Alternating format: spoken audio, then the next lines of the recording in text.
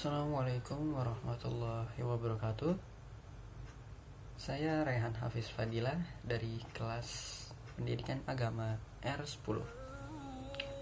Baiklah, di sini saya akan membahas tentang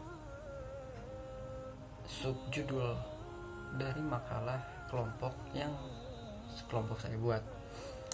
Sebelumnya, judul dari makalah kelompok saya itu adalah batasan dan pandangan Islam tentang jihad di jalan Allah Subhanahu wa taala. Dan di video kali ini saya akan membahas salah satu subjudul atau subbab dari makalah tersebut yang berjudul, subbab ini berjudul kisah dari sahabat Nabi atau Rasul atau orang-orang soleh tentang jihad di jalan Allah Subhanahu wa taala. Baiklah, langsung saja kita ke kisahnya. Jadi, pada Jumadil Awal, sekitar tahun ke-8 629 Masehi, Rasulullah Shallallahu alaihi wasallam memerintahkan 3.000 pasukan pilihan untuk ekspedisi ke negeri Syam. Nabi Muhammad Shallallahu alaihi wasallam mengirimkan 3.000 pasukan tersebut untuk memberikan pelajaran kepada bangsa-bangsa Arab yang telah berkhianat, karena bangsa Arab tersebut telah menyerang para juru dakwah yang sedang melaksanakan tugasnya. Dari 3.000 pasukan tersebut, di dalamnya ini ada 3 sahabat Nabi yang ikut ekspedisi ke negeri Syam tersebut. Ketiga sahabat Nabi tersebut adalah Zaid bin Haritsah, yaitu anak angkat dari Nabi Muhammad SAW. Lalu yang kedua itu Ja'far bin Abu Thalib. Ja'far ini adalah kemenakan dari Nabi Muhammad SAW yang ketika ekspedisi tersebut ia masih berumur 30 tahun. Dan yang ketiga, sahabat Nabi yang ketiga itu adalah Abdullah bin Rawaha. Abdullah bin Rawaha adalah seorang penyair yang sangat disenangi dan syair-syairnya sangat disukai oleh Nabi Muhammad SAW. Oke, balik lagi ke ceritanya. 3.000 pasukan yang dikirimkan oleh Nabi Muhammad tersebut itu dipimpin oleh Zaid bin Haritsah, anak angkat dari Nabi Muhammad SAW, dan mereka pun pergi ke negeri Syam tersebut. Kabar kepergian mereka pun terdengar oleh musuh yang sudah ada di sana, yang sudah ada di negeri Syam. Musuh ini dipimpin oleh Heraklius, di mana ketika mendengar berita tersebut, Heraklius langsung mengomandoi dan menyiapkan pasukan sebanyak 100.000 pasukan yang dikomandoi oleh Theodorus untuk menghalang atau menghadang pasukan-pasukan Islam yang dikirim oleh Nabi Muhammad SAW.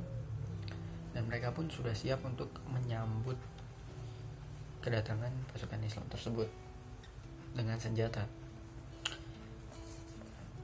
Ketika itu, para pasukan yang dikirimkan oleh Nabi Muhammad langsung bergegas menuju negeri Syam. Marilah kita maju, karena kita hanya memiliki 2 pilihan, menang atau mati sebagai syahid, ucap Abdullah bin Rawaha ketika itu. Sebelumnya, Nabi Muhammad SAW berpesan, jika Zaid bin Haritsah gugur, maka tampuk pimpinan akan dipegang oleh Ja'far bin Abu Thalib. Jika Ja'far gugur, maka tampuk pimpinan akan diambil alih oleh Abdullah bin Rawaha. Singkat cerita, mereka pun pergi dengan ke-3.000 pasukan tersebut ke negeri Syam. Sesampai di sana, perang pun tidak terkendali, dan terjadilah perang yang amat dahsyat di wilayah Mu'tah. Kini wilayah tersebut bernama Yordania. Di perang tersebut, 3.000 pasukan yang dikirim oleh Nabi Muhammad yang dipimpin oleh Zaid bin Haritsah maju. Zaid bin Haritsah pun ketika itu maju melawan musuh-musuh yang menyerang dirinya. Anak panah yang mengarah pada dirinya itu terus ditepis oleh ia, sehingga akhirnya ia berpikir bahwa kematiannya ini tidak terelakkan lagi, dan benar saja ia pun mati ketika itu. Lalu sesuai dengan pesan dari Nabi Muhammad SAW, tampuk pimpinan itu diambil alih oleh Ja'far bin Abu Thalib. Ja'far bin Abu Thalib yang ketika itu masih berumur 30 tahun, ia maju dengan semangat yang masih membara dan fisik yang masih sangat kuat. Ia terus berperang, walaupun tangannya putus, ia terus berperang hingga akhirnya ia pun tewas ketika badannya itu terbelah dua dan terputus. Setelah itu tampuk pimpinan diambil alih oleh Abdullah bin Rawahah, seorang penyair yang disenangi Nabi Muhammad tadi. Tampuk pimpinan dipegang oleh Abdullah bin Rawahah, dan Abdullah bin Rawahah ini maju dengan semangatnya. Ia terus maju walaupun diberondong senjata dari musuh yang ketika itu jumlahnya lebih banyak daripada pasukan dari Nabi Muhammad tersebut. Akhirnya berhasil mengalahkan pasukan Nabi Muhammad tersebut, dan Abdullah bin Rawahah pun ikut tumbang mengikuti dua sahabatnya tadi. Mereka mati secara heroik. Nabi Muhammad SAW yang ketika itu ada di Madinah seketika langsung meneteskan air matanya. Air matanya pun tidak berhenti menetes, dan ia berkata bahwa Zaid bin Haritsah telah gugur dalam pertempuran. Lalu tampuk pimpinan diambil alih oleh Ja'far bin Abu Thalib. Ja'far bin Abu Thalib juga gugur dalam perang. Lalu tampuk pimpinan diambil alih oleh Abdullah bin Rawahah. Abdullah bin Rawahah pun gugur dalam perang tersebut, dan mereka bertiga meninggal dengan syahid di jalan Allah Subhanahu wa taala. Dan aku melihat mereka berada di surga yang sama denganku. Sekian kisah dari sahabat Nabi tentang jihad di jalan Allah. Semoga kita bisa mengambil manfaat dari kisah tersebut. Kita bisa mengambil pesan-pesan yang baik dari kisah tersebut, yaitu dengan terus menerus berjuang di jalan Allah tanpa mengenal lelah.